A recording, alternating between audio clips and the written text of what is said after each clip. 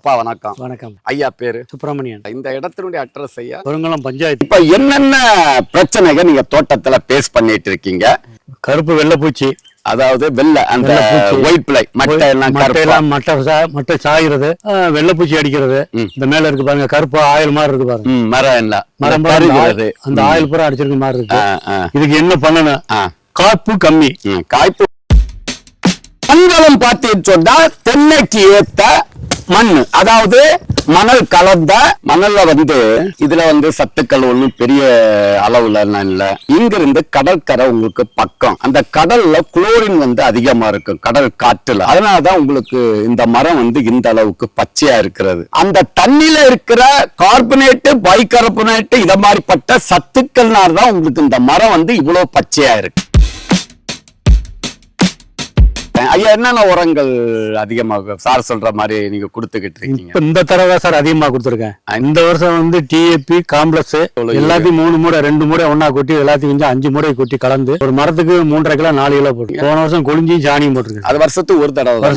இப்ப அடுத்து ஐயா, நீங்க இப்ப கொளிஞ்சி வருஷத்துக்கு ஒரு தடவை வச்சு சாணி நிறைய வைக்கிறதா சொன்னீங்க. உங்க தோட்டத்துல கொளிஞ்சியே இல்லையே, 1-2 தானே வளர்ந்துருக்கு. வெளியில இருந்து வாங்கிட்டு வருவோம், இங்க விதையாது. அதுல விதைகள் இருக்குமே, விதையை அப்படியே போட்டு பிழைச்சிடறோம்ல. இந்த தென்னை மரம் 250 காய் குறையாம காய்க்கணும்னு சொன்னா நீங்க உழவை மேக்சிமம் குறைக்கணும். எப்போ உழுகன்னு சொன்னா இந்த மழை முடிஞ்சு மார்கழி மாதம் லைட்டா ஒரு உழவு உழுகும் போது உள்ளேயே நீங்க கொளிஞ்சிய விதைச்சு விடுங்க. கொளிஞ்சி அல்லது தக்கப்பூண்டு அல்லது சலப்பு ஏதாவது ஒண்ணு ஏக்கருக்கு. கழிவுகளை கொளுத்த கூடாது. கடவுளுடைய படைப்புல இந்த தென்னை மரத்துக்கு தேவையான சத்துக்களை கடவுள் கழிவுல தான் படைச்சு கழிவுல கொடுத்திருக்காரு. 3வது பாயிண்ட், இந்த மட்டை கருப்பாகுது, மட்டை தொங்குது, குறும்பைகள் உதிரதுக்கு மெயின் காரணம் வெள்ளை. அது பனி காலங்கள்ல பிப்ரவரி, மார்ச், ஏப்ரல் அதிகமா இருக்கும். ஆகஸ்ட், செப்டம்பர், அக்டோபர், நவம்பர்ல குறைஞ்சு இது 6 மாதம் இருக்கும், 6 மாதம் போகும். அப்ப இந்த வெள்ளைய தடுக்கலாம். எப்படி தடுக்கிறேன்னு சொன்னா, ஐயா உரம் வைக்கும் போது அதோட வேப்பம் இலை கிடைக்கலையா, வேப்பம் கொட்டை வாங்கி இடி, அதுவும் கிடைக்கலையா, நம்ம பசுமை பூமியில எண்ணெய் எடுக்காத தரமான வேப்பம் புண்ணாக்கு உரம் வைக்கும் போது மரத்துக்கு வருஷத்துக்கு 1/2 கிலோ to 1 கிலோ அப்படி பண்ணுனா வெள்ளையினுடைய தாக்கம் குறையும். அங்க பாருங்க, ஒரு மரம் நம்ம கண்ணுக்கு ஏத்தாப்புல குறுத்து போய் நிக்குது, குறுத்து போச்சா? இது காரணம் சிவப்பு கூன் உண்டு. இனி இந்த மரத்தை விடக்கூடாது. இந்த மரத்துல பூச்சிகள் நிறைய இருக்கும், நெருப்பு போட்டு கொளுத்திடணும். இந்த சோத்து கத்தலையில சில அல்கலாய்ட்ஸ் சுரக்கும். அது என்ன ஆகுதுன்னு சொன்னா மண்ணில இருக்கிற கரையான் பல புழு பூச்சிகளுக்கு எதிர்ப்பு திறன் கொடுக்கும். இந்த தென்னை மரத்தை 300 எப்படி காய்க்க வைக்கணும்னு நம்ம பார்க்க. தரமான அந்த தென்னை மரத்தினுடைய பாலை எப்படி இருக்கு, காய் எப்படி இருக்கு, ஓலைகள் எப்படி இருக்கு, எல்லாமே நமக்கு ஏறக்குறைய 15 வருடம் மரம் தான். இங்க பாருங்க, இந்த மரத்தில் உள்ள பாலைகள் எப்படி இருக்கு, எத்தனை காய்கள் இருக்கு, எப்படி நீங்களே முடிவு பண்ணுங்க. இத மாதிரிப்பட்ட குறைபாடுகள் வராம இருக்கிறதுக்கு தான் நம்ம கண்டுகளுடைய தரத்தை மெயின்டைன் பண்ணும்போது சில விலைகளும் கூடும். அடுத்து இப்ப இதே மாதிரி ஐயாவுக்கு எத்தனை மரம் இருக்கு? இப்ப அதிகம் இருந்தா ஒரு 10 மரம் இருக்கு. இந்த 10 மரத்தையும் களை எடுங்க. அங்குசம் அல்லது கல்லுப்பு 1 கிலோ 2 கிலோ எடுத்திருக்க. கல்லுப்பு அல்லது பசுமை பூமியை வாங்கினா அங்குசம். பால் பெருங்காயம் ஒண்ணு கடையில விற்பாங்க.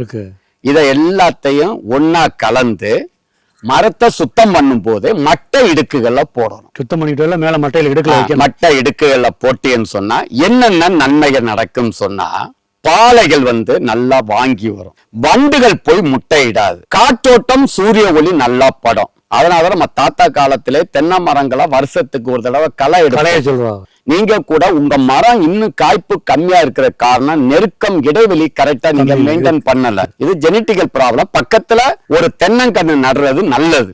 பூச்சி நோய்கள் வரக்கூடாது, குறும்பைகள் வரக்கூடாது, 300 காய்க்கணும், ஊடு பயிர் போடணும், தென்னையோட நிப்பாட்டக்கூடாது. தென்னையில அடுத்து என்னென்ன ஊடு பயிர் போடுறது, இதெல்லாம் பண்றதா இருந்தா சொட்டு நீர் பாசனம் எப்படி போடுறது, அதுக்கு தேவையான உரங்களை வேலி ஓரத்துல மரப்பயிர்களை நட்டு வேப்பம் மரம் நிக்குது, அதனுடைய கழிவுகளை எப்படி உரமா மாத்துறதுதான் 7ஆம் அறிவு விவசாயம். இந்த 7ஆம் அறிவு விவசாயத்துல நீங்க என்ன செய்யறதுன்னா தேனி பெட்டி வைக்கணும். அப்ப என்ன செய்யணும் சொன்னா ஏலாரி விவசாயத்துல சார் எல்லா மரத்துக்கும் வெள்ளை அடிங்க சுண்ணாம்பு அல்லது பிரேமர் ஒயிட் பிரேமர் எத்தனை அடி உயரம்? ஒரு 4 அடி உயரம், தூர்ல இருந்து 4 அடி 4 அடி உயரம். எல்லா மரங்களுக்கும் நப்பர் போடும். இந்த மண்ணுக்கு சாறு வடித நோய் இயற்கையா வரும். இந்த மண்ணுல நான் முதல்ல சொன்னேன் சத்துக்கள் இல்ல, இது மணல் தென்னைக்கேற்ற மண், மற்ற பயிர்கள் இதுல பெருசா வராது. அப்ப ஐயா என்ன செய்யணும் சொன்னா வாழை வைக்கிறதுக்கு முன்னாடி ஒரு 2 அன்னச்சட்டி வண்டல் மண் குளத்து பொறுக்குன்னு சொல்லுவோம். என்ன கரம்ப மண்ணுல சத்துக்கள் இருக்கும். தென்னை மரம் 100 காய்க்கிறது 300 காய்க்கும். இன்னொரு வாழைத்தண்டினுடைய மகிமை என்ன தெரியுமா? தண்ணிய புடிச்சு வச்சிருக்கோம் கத்தாழைய மாதிரி. வாழைத்தண்டை வெட்டினா சாறு வடியும் பார்த்திருக்கீங்களா?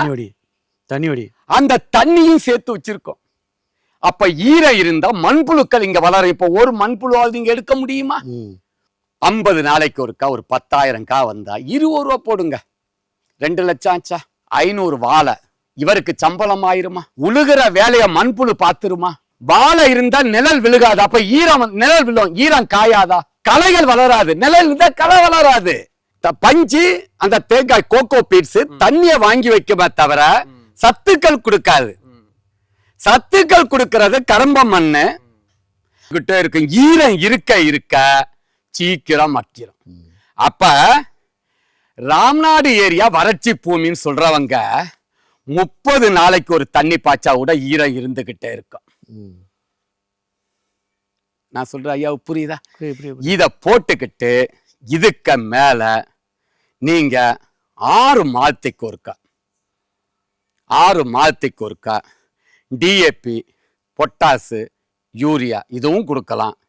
இல்லாட்டு நமக்கு வெள்ளையன வராம இருக்கிறதுக்கு வேப்பம் புண்ணாக்கு, நம்ம பசுமை பூமியில கற்பக ஆர்கானிக் கலப்போறோம். தென்னை நுண்ணூட்ட சத்து ஒரு 2.5 கிலோ கற்பக ஆர்கானிக் கலப்போறோம். 1/2 கிலோ வேப்பம் புண்ணாக்கு, 1/2 கிலோ தென்னை நுண்ணூட்ட சத்து. இத பூம்பும் பூச ஒரு 10-20 6 மாதத்துக்கு ஒருக்கா தண்ணி பாயுமா? தண்ணி பாயும். அப்ப இப்படி போட்டோம்.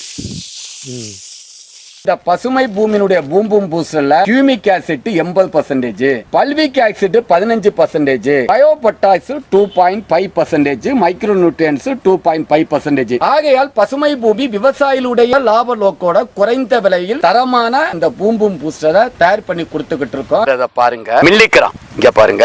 இத மெதுவா போடுறேன். இப்ப எப்படி வேலை செய்யுதுன்னு பாருங்க. இதுதான் வேர் வளர்ச்சியை தூண்டி பயிர்களுக்கு வறட்சி, கோடையில தண்ணி பாய்க்க முடியலையா, பூம்பும் பூஸ்டர் போட்டா வறட்சியை தாங்கும், பூச்சி நோய்க்கு எதிர்ப்பு திறன், காய்கறிகள் டேஸ்டா இருக்கும். ஆல் இன் ஒன், எல்லா பயிர்களுக்கும் மட்டுமே உள்ளடக்கியது. இதை வாழை, ரப்பர், காபி, நெல்லி, தேயிலை, பூச்செடிகள், நிலக்கடலை,